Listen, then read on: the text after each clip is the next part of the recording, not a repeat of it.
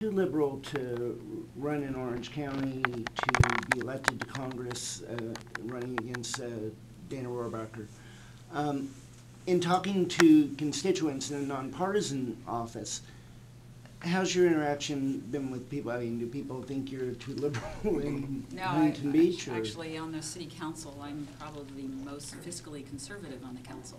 Okay. So I don't get much out of these terms of liberal or whatever. I mean, then there are liberals who say I'm too conservative. So you know, whatever. You know, to label someone is to dismiss them, and I can't be dismissed. You know, I'll keep fighting for what I believe in, you know, no matter what they call me. And I think the county really is changing. I think people are kind of getting tired of all this. I have one more question. You very early signed on to the responsible plan to end the war in Iraq, and I want to know your thoughts about that and why you signed on so quickly. Well, I probably would have signed it earlier had I known about it. So I think most people don't even know about it.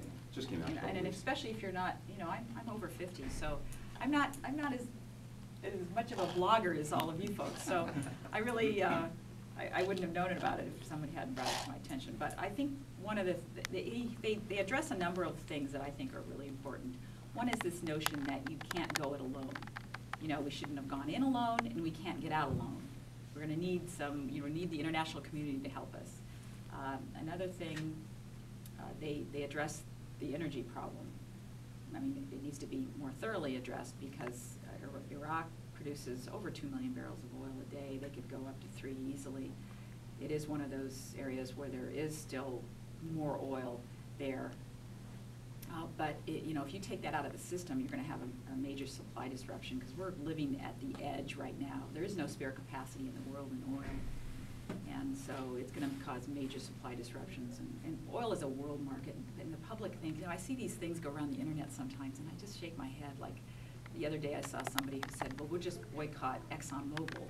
I mean, as if someone else isn't going to buy their gasoline. In fact, you know, Huntington Beach is interesting because we're an oil town, and we have a big a tank farm in our city where the refined product comes down from the Chevron refinery, and every gas station around, you know, brings their trucks in there, and they all fill up from the same gasoline. You know, whether it goes to ExxonMobil or someone else is immaterial. So anyway, the plan addresses the energy problems and it addresses the disruptions that can happen around the region as a result of whatever we do there. You know, whether we stay or go, I mean, it's chaos can ensue, so be as least disruptive. Any press with equipment needs to be up at the president's